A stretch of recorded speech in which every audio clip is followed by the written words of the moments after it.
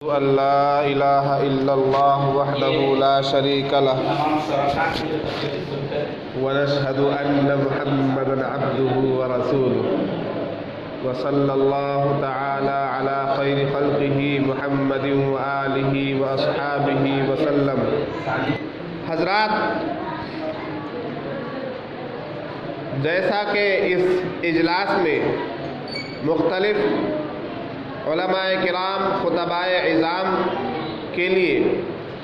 مختلف عناوین دیے گئے تھے، خاکسار کو سیرت رسول صلی اللہ علیہ وسلم کا سیاسی پہلو اور موجودہ مسلمان پر گفتگو کرنے کا حکم دیا گیا تھا.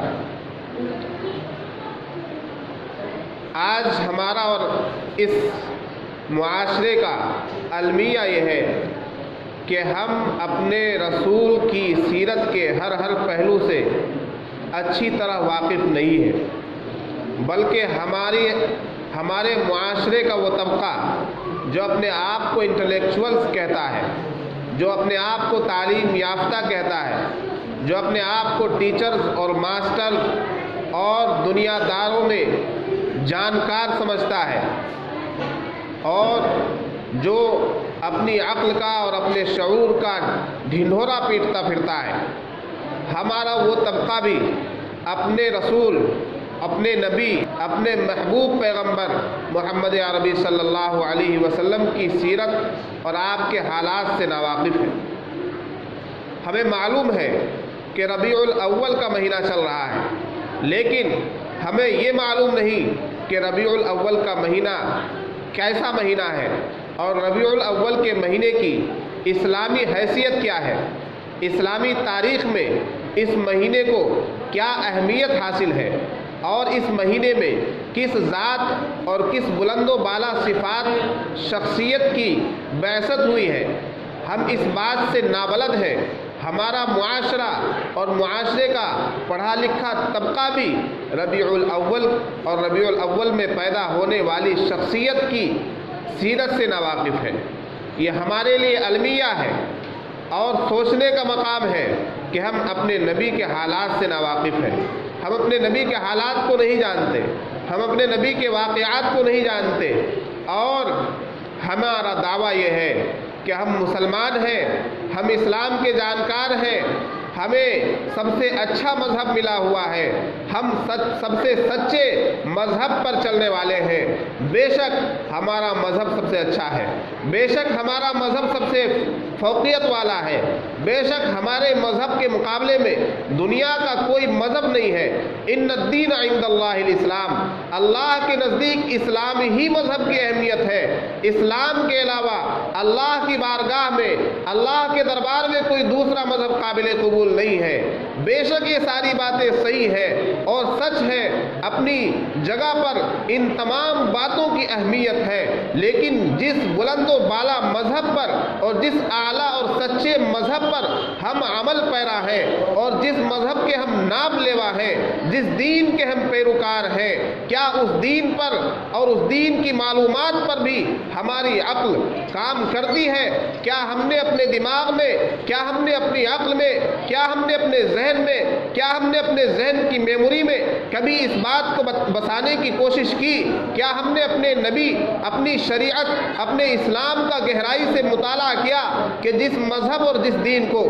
سب سے سچا دین کہا گیا، اس دین کے بارے میں سمجھے، اس دین کے لانے والے کے بارے میں سمجھے، اس دین کو لے کر آنے والی شخصیت کے بارے میں پڑھے، اس شخصیت کا مطالعہ کریں، اس کی زندگی کا مطالعہ کریں، اس کی سیرت کا مطالعہ کریں، اس کے حالات کا مطالعہ کریں. ہم نے ایسا نہیں کیا، اور افسوس کہ ایسا کیوں نہیں کیا. ہمیں کفِ افسوس ملنا چاہیے، ہمیں اپنے حالات پر رونا آنا چاہیے، لیکن اس کے باوجود ہمارا حال یہ ہے کہ اسی نبی کی شخصیت پر، اسی نبی کی سیرت پر، اسی نبی کے کچھ نام نام لیوا اسی نبی کے کچھ دیوانے اگر ایک چھوٹا سا پروگرام رکھتے ہیں، اگر ایک چھوٹا سا جلسہ منعقد کرتے ہیں تو ہمارا حال یہ ہے، ہمارا المیہ یہ ہے کہ ہم اپنے نبی کے نام پر مل کر بیٹھنے کے لیے تیار نہیں، ہم اپنے نبی کے نام پر مسجد میں آنے کے لیے تیار نہیں، ہم اپنے نبی کی سیرت کو سننے کے لیے تیار نہیں، ہم اپنے نبی کی سیرت کے واقعات کو سننے کے لیے مسجد کی طرف قدم بڑھانے کو تیار نہیں۔ حال یہ ہے کہ دکانوں پر بیٹھے رہیں گے، بکواس کرتے رہیں گے، دکانوں پر اول فول بکتے رہیں گے، پان گٹکا بیڑی سگریٹ کی باتیں ہوں گی، لیکن جس نبی کی شان کا تذکرہ ہو رہا ہے، جس نبی کے صدقے میں سچا اور اچھا دین ملا، جس نبی کے صدقے میں زندگی گزارنے کا طریقہ اور سلیقہ ملا، جس نبی کے نام لیوا اور جس نبی کی محبت میں ہمارا دعویٰ یہ ہے کہ ہم گردنیں کٹانے کو تیار ہیں، ہم اپنے سروں کو چھلانے کو تیار ہیں، ہم اپنی کھال ادھڑوانے کو تیار ہیں، جس نبی کی شان و محبت میں ہم یہ بڑے بڑے دعوے کرتے ہیں، ہم اس نبی کی شان کو، اس نبی کی سیرت کو، اس نبی کے حالات کو، اس نبی کی ہسٹری کو، اس نبی کے واقعات کو سننے کے لیے اور ان کے نام پر ایک پروگرام کے لیے، ایک جلسے کے لیے مل کر 2 گھنٹے اور 3 گھنٹے بیٹھنے کے لیے تیار نہیں ہے۔ یہ ہمارا المیہ ہے، یہ ہمارے حالات ہے۔ آج کیا ہو گیا اس قوم کو جو اپنے آپ کو مسلمان کہتی ہے؟ آج کیا ہو گیا اس قوم کو جو محمد عربی صلی اللہ علیہ وسلم کے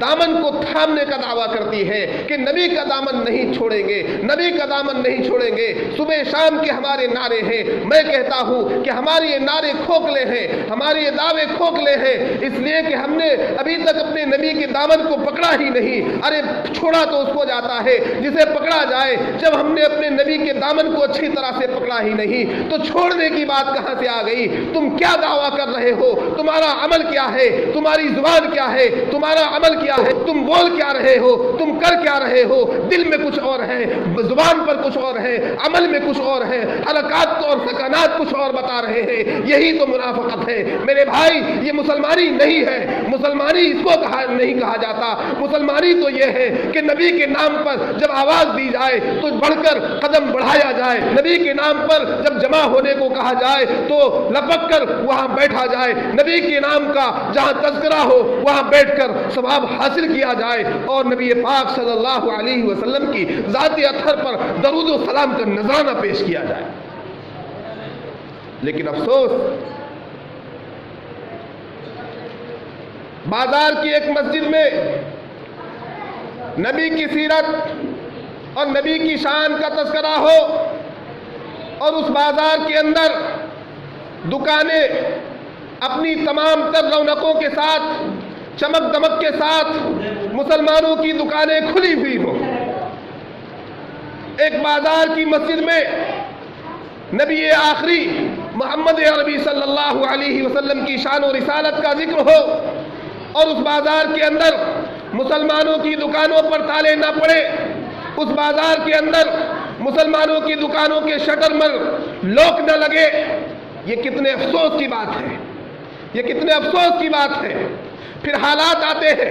پھر کورونا آتا ہے، پھر مہاماری آتی ہے، اور اس مہاماری کے بعد لاک ڈاؤن آتا ہے، پھر مودی یہ اعلان کرتا ہے کہ آج سے لاک ڈاؤن لگ جائے گا، کسی کو اس کی دکان کھولنے کی اجازت نہیں ملے گی، کسی کو بازار میں جانے کی اجازت نہیں ملے گی، کسی کو روزی کمانے کی اجازت نہیں ملے گی۔ پھر ہم یہ کرتے ہیں کہ چھپ چھپا کر اپنی دکان اگر کھولنا چاہتے ہیں تو پولیس کا ڈنڈا آ کر ہماری پشت پر لگتا ہے اور ہم اپنی دکانوں کو کھولنے کے لیے محتاج ہو جاتے ہیں۔ میرے بھائی، یہ ہمارے حالات ہیں۔ آخر ہمیں کب عقل آئے گی؟ آخر ہم کب غور کریں گے؟ آخر ہم کب سوچیں گے؟ آخر ہماری نیند کب کھلے گی اور کب ہمارے اندر بیداری آئے گی؟ کیا اپنے نبی کے نام پر بھی نہیں؟ پھر ملک کے اندر حالات آتے ہیں، پھر کوئی نالائق، کوئی بدبخت، کوئی خنزیر قسم کا آدمی ہمارے محترم اور مکرم اور سب سے پاکیزہ ذات محمد عربی صلی اللہ علیہ وسلم کی شان کے خلاف گستاخی کرتا ہے، اور اس کی گستاخی کے چرچے ہوتے ہیں، اس کی گستاخی کو اچھالا جاتا ہے، کوئی کارٹون بناتا ہے تو کوئی بدزبانی کرتا ہے، اور اس کی بدزبانی کے واقعات کو نشر کیا جاتا ہے، اخباروں میں تصاویر شائع ہوتی ہیں، اور اسی طرح کے غافل مسلمان اور اسی طرح کے سوئے ہوئے مسلمان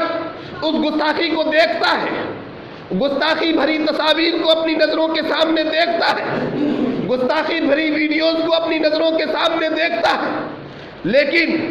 اسے شرم نہیں آتی، اسے حیا نہیں آتی، اس کے رونگٹے کھڑے نہیں ہوتے، اس کا ایمان نہیں جگتا، اس لیے کہ دل مردہ ہو چکا ہے، دل ایمان کی حلاوت سے، دل ایمان کی طاقت سے، دل ایمان کی چاشنی سے، دل ایمان کے نور سے بالکل دور ہو چکا ہے۔ دل میں ایمان کی طاقت نہیں ہے، دل میں ایمان کا نور نہیں ہے، دل میں ایمان کی روشنی نہیں ہے، دل میں ایمان کا پاور نہیں ہے، دل میں ایمان کا سوس نہیں ہے۔ تو اب ہمارا یہ کالا کلوٹا دل، اب ہمارا یہ تاریک دل کیوں اپنے نبی کی گستاخی پر اس کے اندر حرارت پیدا ہوگی؟ کیوں اپنے نبی کی شان میں گستاخی کو دیکھ کر یہ دل پھڑ پھڑا اٹھے گا؟ یہ حالات ہیں ملک کے، آپ دیکھ لیجئے، کوئی ایسا سال نہیں گزرتا کہ جس سال خود اس جمہوری ملک ہندوستان کے اندر نبی مکرم محمد عربی صلی اللہ علیہ وسلم کی شان میں گستاخی نہ کی جاتی ہو، لیکن ہمارا رویہ وہی خاموش رویہ ہم دکھاتے ہیں، اور ہمارے رویے کو دیکھ کر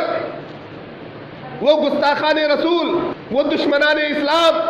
وہ قہقہا لگاتے ہیں، وہ ہنستے ہیں، وہ کھلکھلاتے ہیں کہ دیکھو مسلمان کی نبی کی شان میں گستاخی کرو۔ اب یہ مسلمان قوم مر چکی ہے،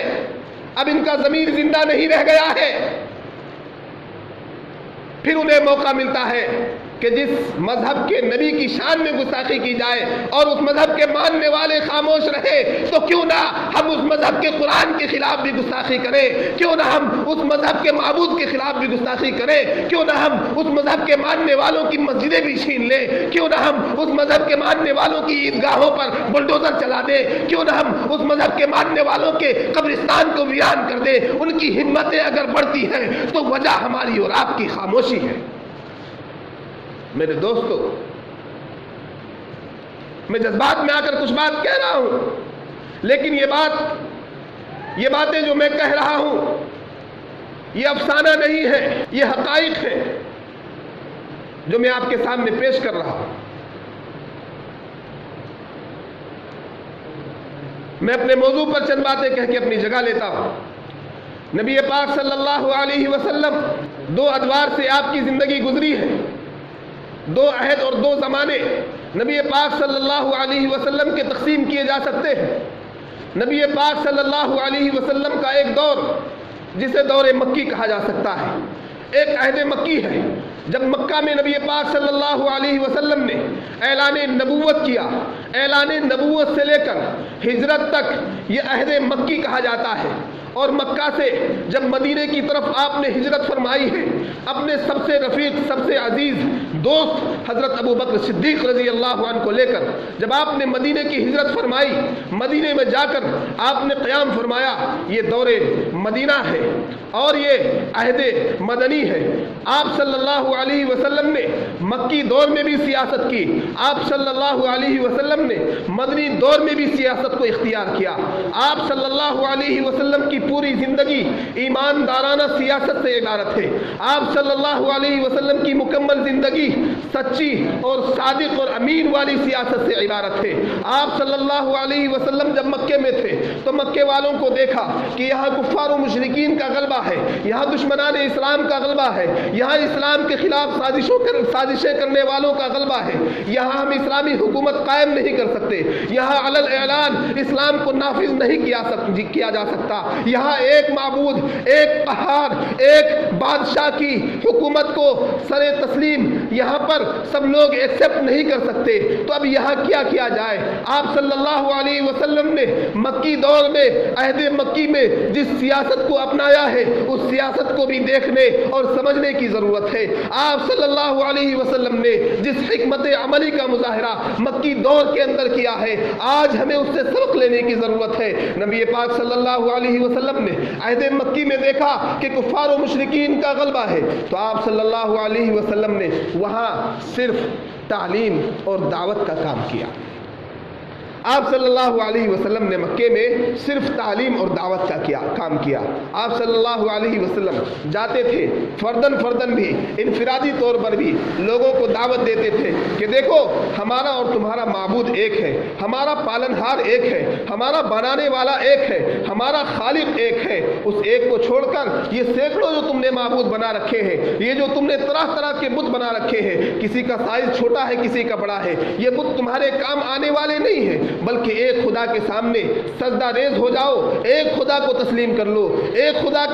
کے شرن میں آ جاؤ اور شرک و بت پرستی سے باز آ جاؤ. اس دعوت کو لے کر پورے مکے میں آپ صلی اللہ علیہ وسلم گئے. مکے کے ایک ایک باشندے کے پاس, ایک ایک دشمن اسلام کے پاس, ایک ایک کافر مکہ کے پاس, ایک ایک مشرک مکہ کے پاس آپ صلی اللہ علیہ وسلم نے اس دعوت کو پہنچایا. کبھی پہاڑی کی چوٹی پر چڑھ کر آپ نے اعلان فرمایا, قولوا لا الہ الا اللہ تفلحون, تم لا الہ الا اللہ کہہ جاؤ اور تم کامیاب ہو جاؤ گے. آپ صلی اللہ علیہ وسلم نے کلمے کی دعوت کو پورے طور پر مکے کے ایک ایک فرد تک پہنچایا.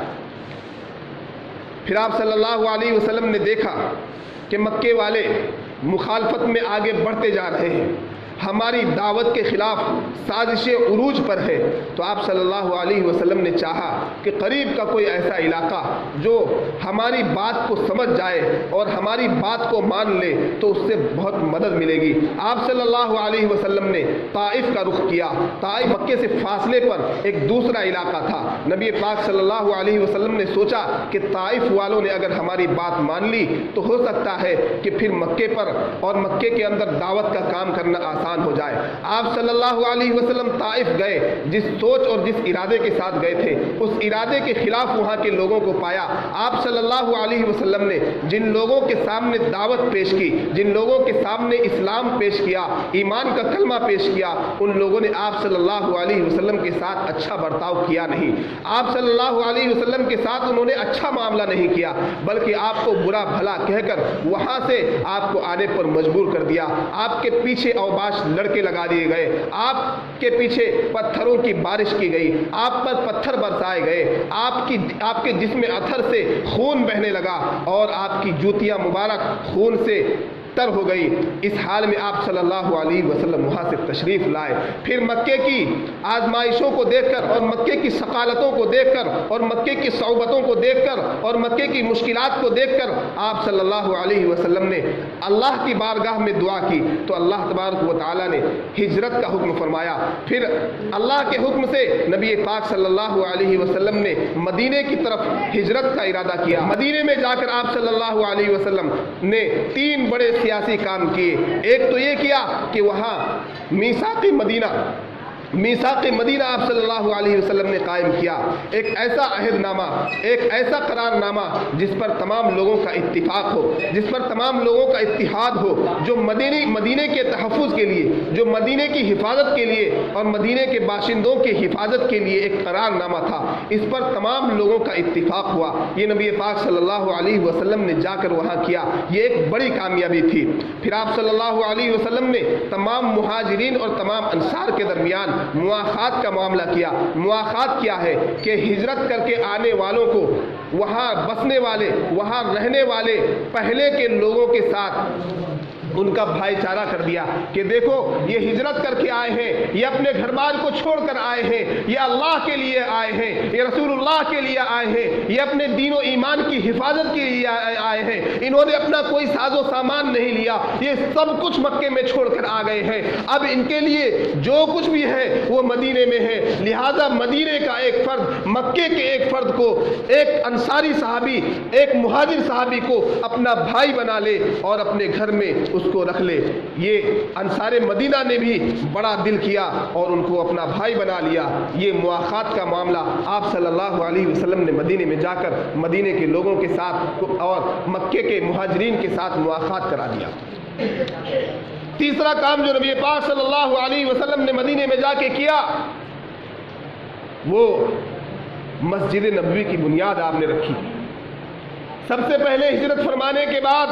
آپ صلی اللہ علیہ وسلم نے مدینے کے اندر مسجد کی تعمیر کی. آج ہمارا کوئی محلہ،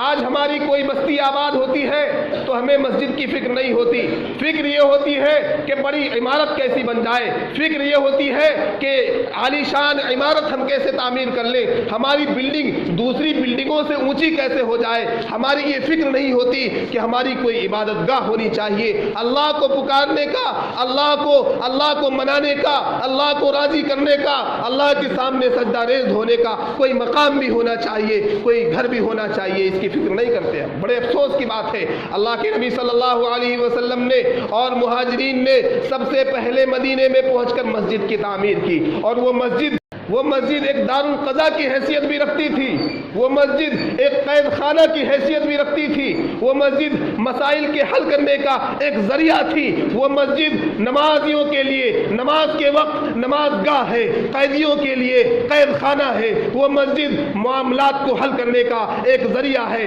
انصاف اور پنچایت کرنے کا ایک ذریعہ ہے، اور اس مسجد کے اندر مسائل حل ہو رہے ہیں، اس مسجد کے اندر معاملات حل ہو رہے ہیں، اس مسجد کے اندر مسلمان بھی اور یہود و نصارہ بھی اپنے معاملات کو لے کر آ رہے ہیں، اپنے کیسز کو لے کر آ رہے ہیں، گویا کہ مسجد نبوی کو اس وقت میں پارلیمنٹ کی حیثیت حاصل تھی۔ آپ صلی اللہ علیہ وسلم نے اس مسجد سے ہر کام کیا، دنیاوی فیصلے بھی صادر فرمائے، دینی فیصلے بھی صادر فرمائے، اللہ کا کوئی حکم، شریعت کا کوئی حکم نماز کے بارے میں آیا آپ نے وہ بھی بتایا،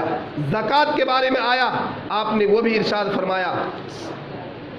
حج کے بارے میں کوئی حکم آیا آپ نے وہ بھی ارشاد فرمایا، قبلہ بدل جانے کا کوئی حکم آیا آپ نے وہ بھی ارشاد فرمایا، اور شراب پینے پر، چوری کرنے پر، زنا کرنے پر جو سزا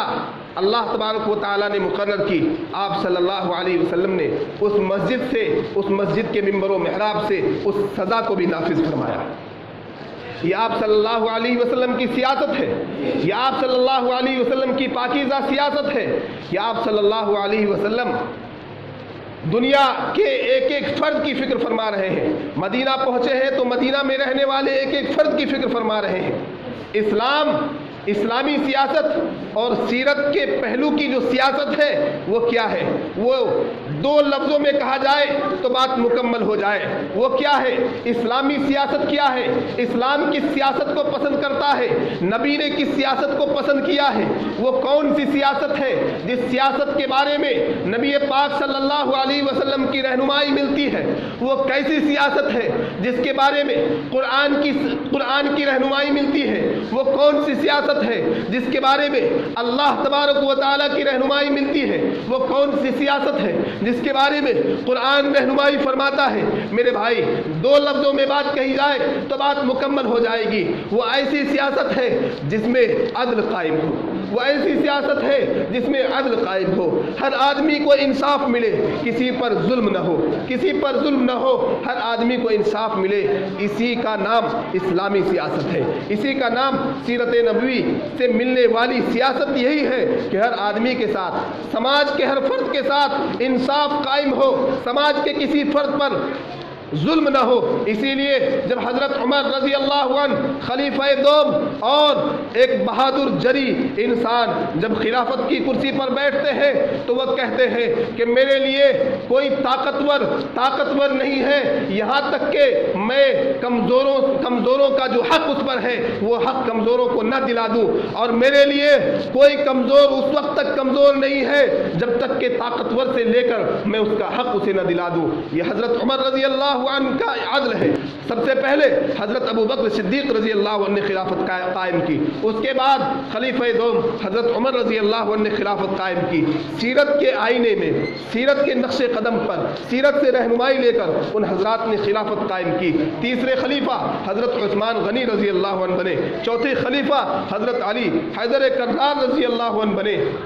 اس کے بعد حضرت حسن، پھر امیر المومنین اور امیر شام حضرت امیر معاویہ رضی اللہ عنہ کی حکومت اور آپ کی سیاست کا دور آیا۔ آپ دیکھیے کہ امیر معاویہ رضی اللہ عنہ کے دور تک اسلامی حکومت اور اسلامی پراپرٹی اور اسلامی اراضی کا دائرہ کس قدر وسیع ہو چکا تھا۔ یہ تمام جو سیرت کے واقعات میں، اسلامی تاریخ میں آپ کو جو جنگ و جدال کی کہانیاں آپ پڑھتے ہیں، جنگ و جدال کی جو قصے آپ پڑھتے ہیں، آپ جو جنگ بدر کا واقعہ پڑھتے ہیں، آپ جو جنگ خندق کا واقعہ پڑھتے ہیں، آپ جو جنگ تبوک کا واقعہ پڑھتے ہیں، آپ جو بدر و احد کے واقعات کو شوق سے پڑھتے اور سنتے ہیں، یہ کیا ہے میرے بھائی؟ یہی تو اسلامی سیاست ہے، یہی تو اسلامی ثقافت ہے، یہی تو اسلامی ترقی ہے، یہی تو اسلام کا غلبہ ہے۔ آج ہم نے سیاست کو اچھوت سمجھ لیا ہے، آج ہم نے سیاست کو شجر ممنوعہ سمجھ لیا ہے، آج ہم نے سیاست کو برا بنا دیا ہے، آج ہم نے سیاست کو گندا بنا دیا ہے۔ آج ہمارا تصور یہ ہو چکا ہے کہ سیاست وہی کرے جسے جھوٹ بولنا آتا ہو، سیاست وہی کرے جو مکاری کرنا جانتا ہو، سیاست وہی کرے جو شعبدہ بازی جانتا ہو، سیاست وہی کرے جو حرام خوری کر کے لوگوں میں اکڑ کر چلنا جانتا ہو، سیاست وہی کرے جو سماج کا سب سے برا آدمی ہو، سیاست وہی کرے جو سماج کا